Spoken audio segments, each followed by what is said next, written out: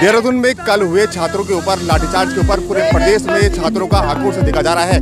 जिला मुख्यालय पौड़ी में भी आज छात्र आक्रोशित हैं और उन्होंने आज जिलाधिकारी कार्यालय का घेराव किया है।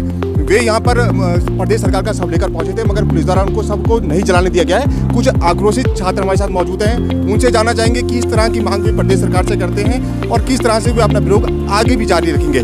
मोहित, जिस तरह से कल प्रदेश की राजधानी देहरादून में छात्रों के ऊपर लाठीचार्ज पुलिस द्वारा किया गया, किस तरह से देखते हैं आप?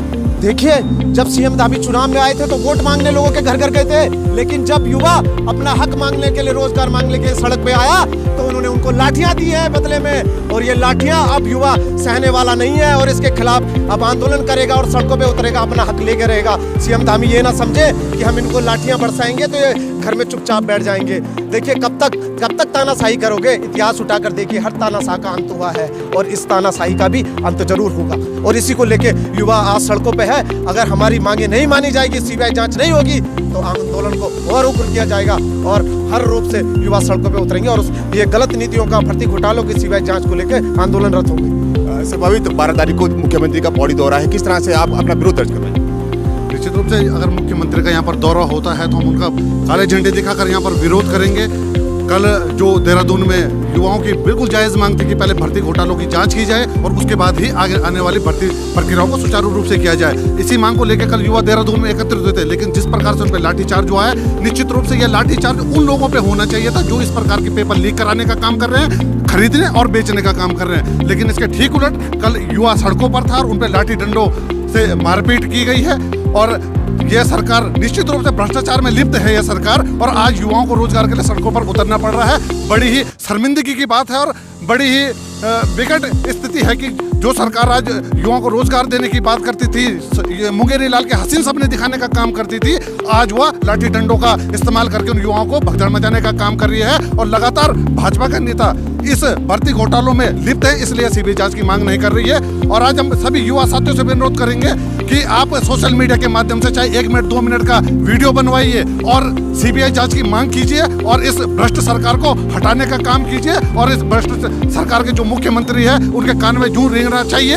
आप इस तरीके से अपना जो विरोध है उसको करने का काम करें। मीडिया के माध्यम से अपना विरोध दर्ज कराने की मांग यहाँ पे की गई है। कुछ अभिभावक भी हमारे साथ मौजूद हैं जिनके बच्चों ने पटवारी से लेकर अन्य भर्तियों में अपने पेपर दिए थे, उनका क्या रुख है इस? मैडम, आपकी बच्ची भी पटवारी या अन्य भर्तियों में अपने पेपर दिए होंगे, किस तरह से देखते हैं सरकार द्वारा अपनी जो दबंगई दिखाई जा रही है छात्रों के ऊपर?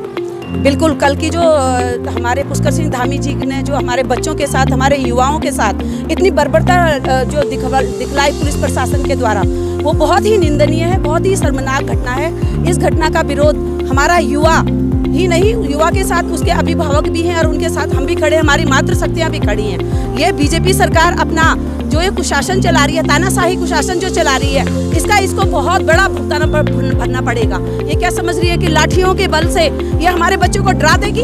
वो पढ़े लिखे बच्चे हैं, उनका क्या हक नहीं बनता था? क्या वो उस पटवारी भर्ती के जो पेपर लीक हुआ था उसके जांच कराने के लिए क्या उनकी गलत मांग थी? वो एक अपने शांत रूप से वहाँ पर बैठे हुए थे, तो क्या उनका इस तरह से जवाब देना था? अगर आप खून खतरे पर आए, जो लड़कियां थी, छात्राएं थी, उन पर भी लाठीचार्ज की गई है, किस तरह से आप देखती हैं?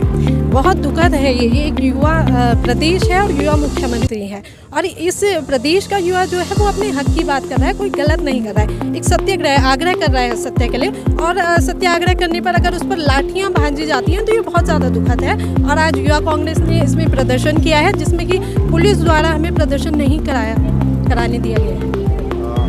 आज जिला मुख्यालय पौड़ी में छात्र छात्राओं युवा कांग्रेस ने साफ कर दिया है कि अगर प्रदेश सरकार द्वारा उनकी एक सूत्रीय मांग सीबीआई जांच की पूरी नहीं की जाती है तो इस आंदोलन को और उग्र किया जाएगा। अब देखना होगा कि प्रदेश सरकार किस तरह से सीबीआई जांच की मांग को पटल पर उतारती है। पौड़ी से और खबरसार के लिए मुकेश बचित।